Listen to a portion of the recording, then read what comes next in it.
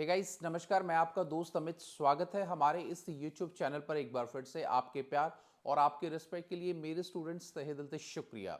Guys आज की इस वीडियो में हम लोग बात करेंगे कि एनसीटी ने एक बहुत बड़ा जो है बदलाव किया है टीचिंग के लिए। उसके लिए एक स्पेशल जो अपडेट आया है और बहुत सारा ट्रेंड आजकल वो सोशल मीडिया पर स्टूडेंट के थ्रू जो मुझसे पूछा जा रहा है, तो उसके लिए हम लोग डिस्कस करेंगे क्योंकि नया अपडेट एनसीटी की तरफ से क्या है। तो वीडियो में आगे बढ़ने से पहले एक छोटा सा अनाउंसमेंट। अगर आप हरियाणा की किसी भी यूनिवर्सिटी से bachelor of education first year second year के अपने एग्जाम देंगे 2025 में, तो हमारे जो इंपॉर्टेंट क्वेश्चन का जो पीडीएफ है और जो हमारे हैंडमेड नोट्स हैं वो बहुत रीजनेबल प्राइस पर अवेलेबल है। अगर आपको चाहिए तो जो नंबर नीचे शो है आपका 9996060785 पर हाई का टेक्स्ट करेंगे और पेमेंट के जस्ट बाद क्या है वो आपको रिसीव हो जाएंगे और बहुत अच्छे नंबर क्या है आप लोगों के आ जाएंगे। तो चलिए गाइस, अब यहां पर सबसे इंपॉर्टेंट चीज क्या है कि भाई बीएड स्टूडेंट जो है वो पीआरटी के लिए एलिजिबल है या नहीं है। इसके लिए हम लोग आज बात करेंगे क्योंकि पिछले 3 दिन पहले ही एनसीटी ने एक नोटिफिकेशन निकाला है कि भाई जो बच्चे बीएड हैं उनको ब्रिज कोर्स करना होगा। ये ब्रिज कोर्स क्या है, क्या सबको ये ब्रिज कोर्स करना होगा और किस किस स्टूडेंट के लिए जो ब्रिज कोर्स है वो एप्लीकेबल होगा, इसकी पूरी डिटेल में क्या है हम लोग डिस्कशन करेंगे।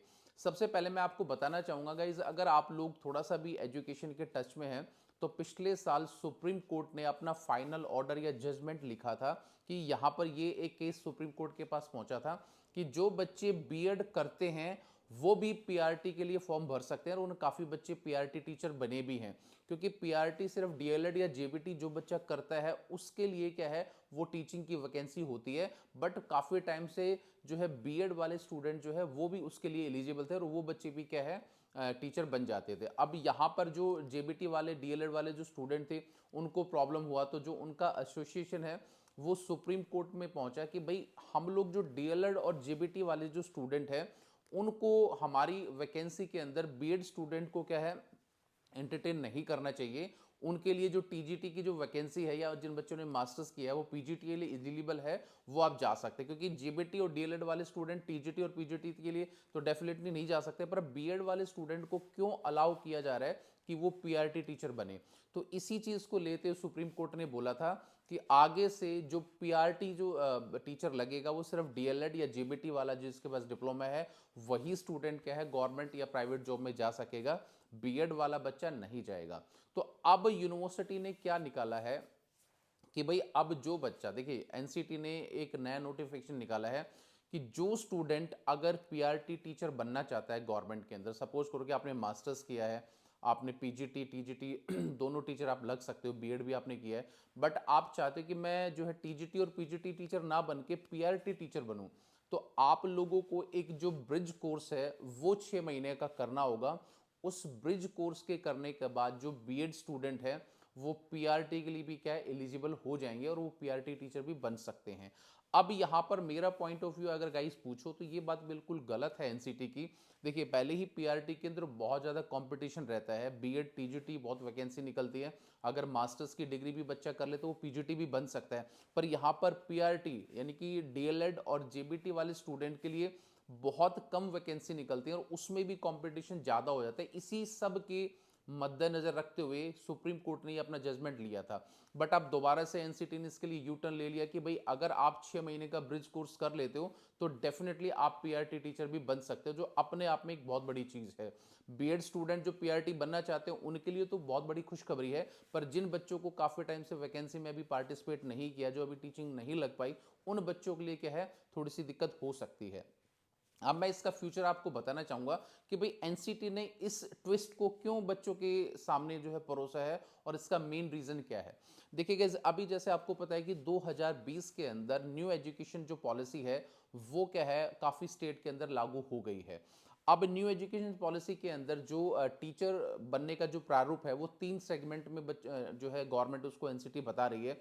या तो आप इंटीग्रेटेड कोर्स करेंगे 12th के बाद 4 ईयर का, थर्ड ईयर 3 साल का ग्रेजुएशन प्लस 1 साल का बीएड। अगर आप ग्रेजुएट हैं, अगर आप बीएड करना चाहते हैं तो आपको 2 साल का बीएड करना पड़ेगा। अगर आपने मास्टर्स कर लिया है, जो अभी कुछ टाइम पहले एक नोटिफिकेशन आया था कि आप 1 साल का बीएड कर सकते हैं, उसके लिए मैं अलग से एक वीडियो बनाऊंगा, बहुत डेडिकेटेड वीडियो। तो ये 3 सेगमेंट क्या है इन टीजीटी और पीजीटी स्टूडेंट के लिए किया गया है। बट न्यू एजुकेशन पॉलिसी के अंदर कोई भी इस प्रकार की चीज़ मेंशन नहीं की गई जो पीआरटी, डीएलएड और जेबीटी के स्टूडेंट के लिए कुछ बताया गया हो। तो आने वाले टाइम के अंदर मुझे ऐसा लग रहा है कि जो जेबीटी वाले जो कोर्स है वो कहीं ना कहीं क्या गवर्नमेंट बंद कर सकती है। अभी इसी ऐसी कोई ऑफिशियल इंफॉर्मेशन नहीं है, बट मेरा ये एक पर्सनल व्यू है कि भाई ऐसा गवर्नमेंट क्या है बच्चों के साथ कर सकती है, क्योंकि नहीं तो सुप्रीम कोर्ट का जो ऑर्डर था, सुप्रीम कोर्ट की जो जजमेंट थी, उसको दोबारा से रिवर्स करके और 6 महीने का जो ब्रिज कोर्स करा के आप पीआरटी के लिए एलिजिबल हो जाओगे, तो ये अपने आप में एक बहुत बड़ी बात है। तो यहां पर आप लोगों को सोचना होगा कि भाई एनसीटी ने यू टर्न क्यों लिया है और क्यों टीजीटी और पीजीटी वाले बच्चे अगर एक 6 महीने का ब्रिज कोर्स कर लेते हैं वो एलिजिबल हो जाएंगे। अब यहां पर एक बात और सोचने की है कि सर बीएड में ऐसी क्या चीज नहीं है जो स्टूडेंट ने नहीं पढ़ी। अगर सपोज करो कि एनसीटी इस प्रकार का नॉर्म्स बना रही है तो उनको सीधा ही एलिजिबल कर देना चाहिए, ऐसा नहीं है गाइस, क्योंकि कंपटीशन बहुत ज़्यादा है। और कोई भी जैसे मान के चलो पिछली बार जो नेशनल ओपन से बच्चों को ब्रिज कोर्स करना था, इग्नू से करना था, कहीं से भी करना था, तो यूनिवर्सिटी जितनी भी है या जो बोर्ड्स हैं गवर्नमेंट के, उनकी भी कमाई बढ़ेगी। अब मान के चलो कि पूरे देश के अंदर कितने स्टूडेंट बीएड और जो है बीएड कर चुके हैं, ठीक है, उन बच्चों को क्या है इंटरेस्ट है कि वो छोटे बच्चों को पढ़ाना चाहते हैं जो फर्स्ट से लेके 5th क्लास तक होते हैं। तो वो बच्चे क्या अपनी फीस पे करेंगे और इसी से क्या है उनका इनकम भी इंक्रीज होगा। अब यहाँ पर सबसे इंपॉर्टेंट एक चीज और भी सोचने वाली है कि भाई अब ये जो ब्रिज कोर्स है, जो ब्रिज कोर्स हम लोग करेंगे, ये टाइम क्या रहेगा इसका, कब कब आप इसको कर सकते हो, क्या बीएड के ड्यूरिंग करोगे या बीएड के बाद करोगे, तो ये ब्रिज कोर्स बीएड के बाद होगा। और बाकी इसकी जो स्पेसिफिकेशन है कैसे कैसे इसको किया जाएगा, साल में एक बार होगा, 2 बार होगा, कौन कौन स्टूडेंट एलिजिबल है, फीस किसकी कितनी होगी, वो सारी की सारी जो इन्फॉर्मेशन है वो बहुत जल्दी आप लोगों के लिए आ जाएगी।